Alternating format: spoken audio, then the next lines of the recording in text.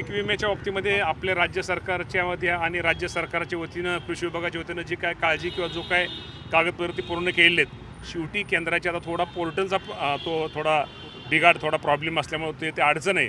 पण लवकरच ते पण आमचा पण पाठपुरावा चालू आहे की लवकरात लवकर शेतकऱ्यांना साधारणतः डिसेंबर जानेवारीमध्येच खरं तर ते पीक विम्याची रक्कम मिळायला पाहिजे होती. परंतु शेवटी काही गोष्टीमध्ये तांत्रिक अडचणी असतात, तो तांत्रिक अडचण दूर करण्याचा प्रयत्न करतोय आणि लवकरात लवकर माझ्या शेतकऱ्याला पीक विम्याची कशी रक्कम मिळेल, कारण शेवटी केंद्राचा हिस्सा जमा केलेला आहे, राज्याने राज्याचा हिस्सा जमा केलेला आहे, शेतकऱ्याचा थोडा पोर्टलचा विषय असल्यामुळं या बाबतीमध्ये लवकरात लवकर शेतकऱ्याला पीक विम्याची रक्कम मिळेल हा प्रयत्न माझा आहे. अवकाळी पावसाच्या बाबतीत शेतकरी आधीच हवालदिल असताना सरकारकडनं सुद्धा म्हणावा तितका पाठपुरावा झाला नाही, प्रचंड उशीर झालेला आहे. अवकाळी पावसाच्या बाबतीमध्ये आपल्याला सगळ्याला माहिती आहे की या राज्यामध्ये खूप मोठी शेतकऱ्यांना मदत पाठीमागं सुद्धा या राज्याचे मुख्यमंत्री देवेंद्र फडणवीस साहेब असतील, एकनाथजी शिंदे साहेब असतील आणि दिवंगत उपमुख्यमंत्री जो एक शेतकरी एक नेता होता ते अजितदादा पवार साहेब असतील, या सर्वांनी स्वतः बांधावरती जाऊन आमच्या सगळ्या मंत्र्यांनी बांधावरती जाऊन शेतकऱ्यांचं नुकसान पाहिलेलं आहे.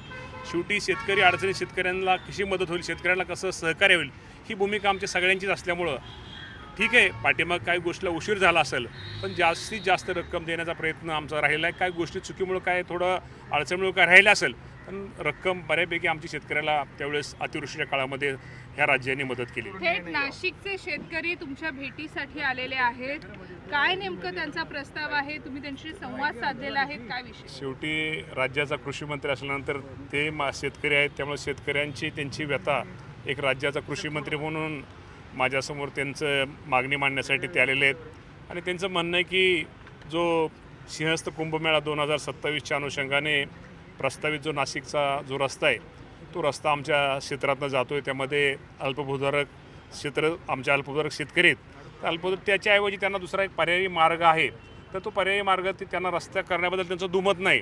परंतु इतर दुसरा पर्यायी मार्ग जर ते रस्ता काढला तर त्या रस्त्याची पण काम मार्गी लागेल आणि आमच्या गोरगरीब शेतकऱ्यांचा अल्पभूधारकांसुद्धा काम मार्गी लागेल ही त्यांची इच्छा आहे, त्यांची मागणी. त्यांनी सांगितलं की आपण मुख्यमंत्री महोदयांच्या कानावरती, दोन्ही उपमुख्यमंत्री महोदयांच्या कानावरती आणि गिरीश महाजन साहेबांच्या कानावरती एक आमचे शेतकऱ्यांचे कृषी मंत्री म्हणून प्रतिनिधी म्हणून तुम्ही घाला ह्या मागणीसाठी ते आलेले आहेत. त्यांचं मी निवेदन हे स्वीकारलेलं आहे आणि ही त्यांची जी मागणी मी गिरीश भाऊ आमचे महाजन असतील, आमचे मुख्यमंत्री आणि दोन्ही उपमुख्यमंत्री महोदयांच्या मी नक्की कानावरती घालून या शेतकऱ्यांच्या बाबतीमध्ये निश्चित प्रकारे बाबतीमध्ये चर्चा करेन. अशाच प्रकारचा प्रश्न हा नेहमीच प्रत्येक ठिकाणी राज्यभरात पाहायला मिळतो. शक्तीपीठचा परवा परभणीमध्ये देखील जमीन मोजणीला शेतकऱ्यांनी प्रचंड विरोध करण्यात आला. प्रचंड विरोध असताना अशा प्रकारचे रस्ते जे आहेत ते पॅरलल होताना पाहायला मिळतात. आता या बाबतीमध्ये मला वाटतं आमचे वरिष्ठ मंत्रीच्या बाबतीमध्ये आपल्याला या बाबतीमध्ये प्रश्नाचं उत्तर देतील, या बाबतीमध्ये मी उत्तर देणं बरोबर वाटत नाही. पण शेवटी आज शेतकरी माझ्याकडे आले त्यामुळे शेतकऱ्यांचे प्रश्न ठीक आहे की त्यांची जी मागणी मी ही चौघांच्याही कानावरती त्या बाबतीत त्यांची मागणी मी त्यांचा प्रतिनिधी म्हणून कानावरती घालणार आहे. एक कृषी मंत्री म्हणून अनेक शेतकऱ्यांनी तुमच्याशी संवाद साधला, अगदी अवकाळीचा सुद्धा मुद्दा हा आज चर्चेमध्ये आहे. अनेक ठिकाणी शेतकऱ्यांना मदत मिळालेली नाहीये, पीक विम्याच्या बाबतीत प्रचंड नाराजी आहे. तो प्रस्ताव हा केंद्र सरकारला हा आपण पाठवतोय. मी तुम्हाला एवढंच तुम्हाला सांगतो, जरी केंद्र सरकारला प्रस्ताव आता कृषी विभागाचा आपण म्हटला, कृषी विभागाचा प्रस्ताव मी म्हणतो आपण पाठवला, गेल्या आठवड्यात पाठवला, तरी सुद्धा केंद्र सरकारचे पैसे हे आपल्याला मिळणार हे ह्या अपेक्षेवरती राज्य सरकार हे शेतकऱ्यांना मदत करत असतं. त्यामुळे आपल्याला माहिती आहे की NDRFच्या नियमाप्रमाणे तर राज्य सरकारची केंद्र सरकारची रक्कम आपल्याकडे आहेच, परंतु या बाबतीमध्ये मी तुम्हाला सगळ्याला एकच सांगतो की त्यामध्ये शेतकऱ्यांचं कुठलंही नुकसान झालेलं नाही, शेतकऱ्याची मदत थांबलेली नाही. त्यामुळे शेतकऱ्याला मदत ही निश्चित प्रकारे राज्य सरकारच्या माध्यमातून आम्ही दिलेली आहे. आणि एवढंच काय की मला सकाळी कुणी तर मला तुमच्या अनेक चॅनलने विचारलं की त्या शेतकऱ्याच्या कर्जमाफीच्या बाबतीमध्ये सुद्धा मला विचारलं. कर्जमाफीच्या बाबतीमध्ये आपल्या सगळ्यांना माहिती आहे की परदेशी साहेबांच्या ह्याच्याखाली एक कमिटी ही राज्य सरकारने ही नेमलेली आहे आणि या बाबतीमध्ये बच्चू कडू असतील, शेट्टी साहेब असतील, आमचे डॉक्टर म्हणजे शेतकरी संघटनेचे सगळेच नेते, शेतकरी सगळ्या नेत्यांना विश्वासात घेऊन त्यांची एकत्र बैठक करून मुख्यमंत्री दोन्ही उपमुख्यमंत्र्यांनी त्यांची चर्चा करून एप्रिलमध्ये त्यांचा अहवाल पहिल्या आठवड्यात येऊन साधारणतः माझ्या शेतकऱ्यांना 30 जून पूर्वी ही कर्जमाफी दिली जाईल. यासाठी राज्य सरकार कटिबद्ध आहे. सर तुम्ही केंद्रीय मंत्र्यांनी असं बोलल्यानंतर तुम्ही सांगताय की एक आठवडा 2 आठवडे झाले त्यांना हा प्रस्ताव पाठवू. तुम्ही फोनवरून त्यांच्याशी संपर्क तरी साधलं का? तुम्हाला पोहोचलेला आहे सर त्याच्याकडे लक्ष म्हणजे काय ऐका ना हा विषय एक मिनिट ऐका ना, हा विषय नुसत्या कृषी विभागाचा नाहीये, हा विषय अनेक डिपार्टमेंटचा आहे. आणि ऐका ना, हा प्रस्ताव जे पाठवतो ते मदत पुनर्वसन विभाग हा प्रस्ताव पाठवत असतं.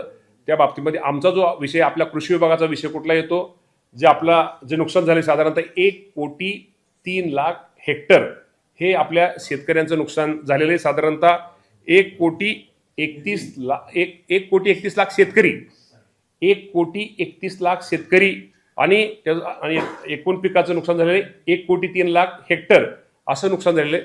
असा आपण प्रस्ताव हा आपण मदत पुनर्वसनला पाठवतो कृषी विभागाच्या माध्यमातून. आणि मदत पुनर्वसन सगळ्या डिपार्टमेंटचे एकत्र करून हे मुख्यमंत्र्यांच्या माध्यमातून केंद्र सरकार पाठवतो. तो प्रस्ताव आपण मागच्या आठवड्यामध्ये केंद्र सरकारला तो माननीय मुख्यमंत्री महोदयांच्या सहीने पाठवलेला आहे. आणि मी तुम्हाला एवढं सांगतो, मी कृषी विभागाच्या बाबतीत जर आपण बोलायचं झालं, ह्या प्रस्ताव जो काय होईल, पैसे किती येतील त्यापेक्षा त्याची वाट न बघता, केंद्राचे पैशाची वाट न बघता केंद्राचे पैसे आपल्याला मिळतील ह्या अपेक्षेवरती जे पॅकेज राज्य सरकारने जाहीर केलेले ती रक्कम शेतकऱ्यांच्या खात्यावरती आपण जमा करतोय. साधारणतः 28 GR आपण काढलेले आहेत. साधारणतः 19,801 कोटी रुपये आतापर्यंत आपण शासनाचे GR निघालेले आहेत. त्यामुळे अजूनही जी राहिलेली जी शासनाने मुख्यमंत्री साहेबांनी दोन्ही जे आश्वासित केलेले त्या बाबतीमध्ये राहिलेली रक्कम सुद्धा येणाऱ्या थोड्याच दिवसामध्ये ती सुद्धा रक्कम सगळी शेतकऱ्यांना दिली जाईल.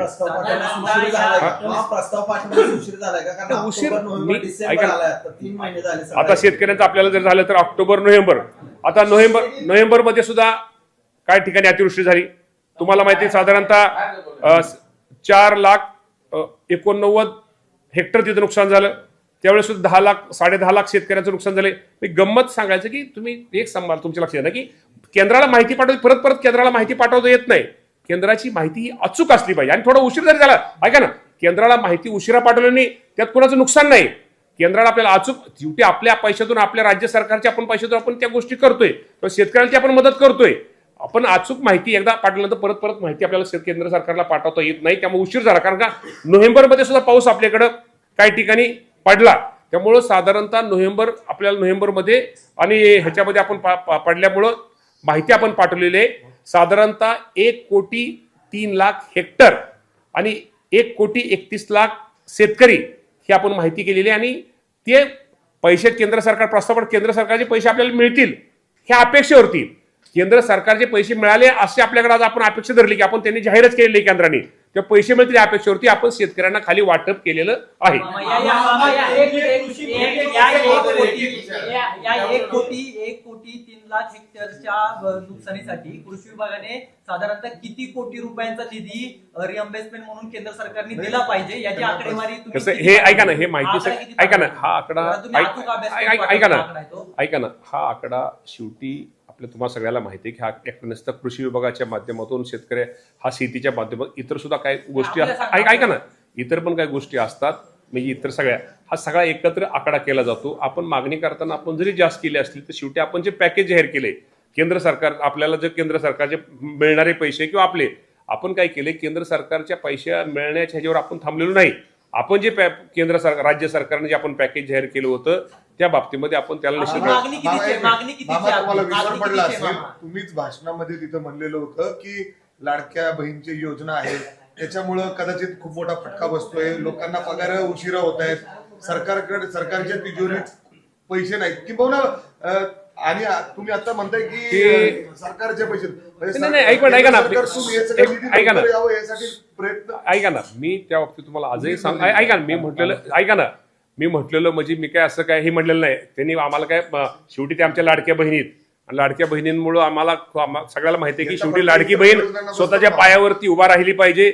ती लाडकी बहीण स्वतःच्या राहिली, त्यामुळे त्या लाडक्या बहिणीने आमच्या ऐका ना की राज्य सरकारला कुठलाही फरक नाही, उलटा अजून आम्हाला बहिणीसाठी अजून ज्यादा काय करता येईल तो पण करण्याचा प्रयत्न आम्ही भविष्यामध्ये ऐका ना करणार आहोत. ऐका ना, पण जरी हे पैसे अतिवृष्टीमध्ये शेतकऱ्या इतर ठिकाणी ह्याला आम्ही कात्री लावून आम्ही जे पैसे हे करतोय, आम्ही ते पैसे राज्य सरकार अतिवृष्टीमध्ये माझा शेतकरी अडचणीत आहे, तो स्वतःच्या पायावरती उभा राहायला पाहिजे. आम्ही इतर ठिकाणी हे करून हे शेतकऱ्याला अतिवृष्टीच्या काळामध्ये म्हणजे राज्य सरकारने 28 GR काढून 19,801 कोटी रुपयाचा माझ्या शेतकऱ्याला मदत केलेली आहे. मामा प्रश्न असा आहे, तुम्ही केंद्राला प्रस्ताव पाठवलाय, तो पोचला असेल किंवा पोचला नसेल हा पुढचा विषय आहे. तुम्ही पंचनामे केलेत, तुमच्या राज्य सरकारने सगळे पंचनामे केलेत. ऑक्टोबर मध्ये जे काही झालं महाराष्ट्रात, आकडा किती तुम्ही मदत म्हणून केंद्र सरकारकडे हे सगळे ऐका ना, हे सगळ्या डिपार्टमेंटचे एकत्र ठीक आहे. सगळ्या डिपार्टमेंटचे सगळ्या डिपार्टमेंटला किती होतो 5 मिनिट मागणी किती आहे? ठीक आहे. सगळ्या डिपार्टमेंटची देऊ आपण लगेच. केंद्र सरकारकडे हो माझ्या लक्षात आलं, लगेच देऊ मला देतो. मामा दुसरे एक म्हणायचे की तपोवनमध्ये जी वृक्षतोड केली जाते त्याच्यात राज्य सरकारमध्ये 2 गट झाले, म्हणजे उपमुख्यमंत्री मुख्यमंत्री म्हणतात की ती तोडली पाहिजेत. अजितदादा स्वतः त्याला तोडायला विरोध करतात किंवा त्या जे कलाकार आहेत अभिनेता जयंती शिंदे बी जाऊन तिथं आंदोलन करतायत. तर ते दादा साहेब शिंदे सोबत आहेत आणि मुख्यमंत्र्यांची भूमिका वेगळी आहे. नाही मी ऐका ना, मी ऐकलंय पण या बाबतीमध्ये मी काही जास्त माहिती घेतलेली नाही. आणि एखादी गोष्ट आपल्याला ऐका ना, आपल्याला आपण माहिती झाडं तोडू नये ह्या मताचा मी आहे. झाडं तोडू नये ह्या मताचा मी आहे वैयक्तिक. जे तिथं बनवायचंय ते दुसरीकडे बनवू शकतो का? हा विचारतोय.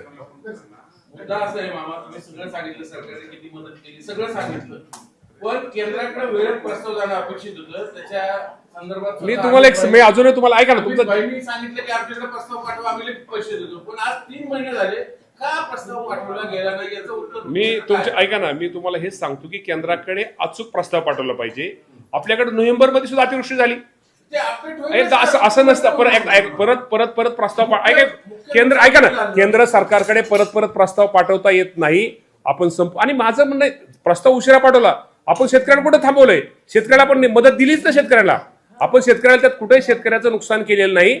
ज्याप्रमाणे पंचनामे अहवाल प्राप्त होतील त्याप्रमाणे साधारणतः मी तुम्हाला परत सांगतो 19,801 कोटी रुपयाची आपण GR हे आपण त्यांना शेतकऱ्यांना मदत केलेली. त्यामध्ये कुठेही म्हणजे केंद्र सरकार मग तेच सांगतो ना तुम्हाला. अहो आता केंद्राकडे मदत मी तुम्हाला तेच सांगतो. पण एक मिनिट, आपण आता हे नोव्हेंबर केंद्राकडे पहिली मदत मागितली असती, नोव्हेंबरचे पंचनामे काय झालं असतं? परत डबल प्रस्ताव परत का? पाऊस उशिरा पडला त्यामुळे परत एकदा अतिवृष्टी झाली.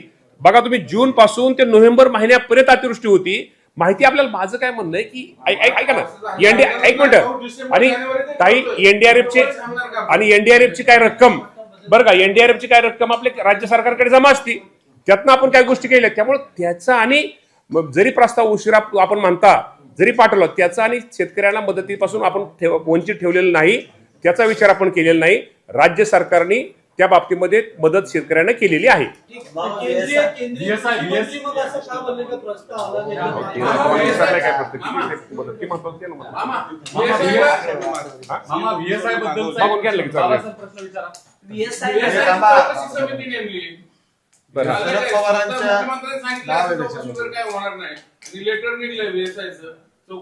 अहो साहेब, कुठल्याही गोष्टीमध्ये एखादी तक्रार आल्यानंतर आणि चौकशी म्हणजे काय ती काय वेगळा विषय नाही. एखादा विषय एखाद्याने मुद्दा काढला तर त्याला उत्तर देताना ठीक आहे आम्ही माहिती घेऊ, चौकशी करू, म्हणजे काय ती काय त्यात काय चुकीचं आहे असं नाही. चौकशी कुणी साजं करतं.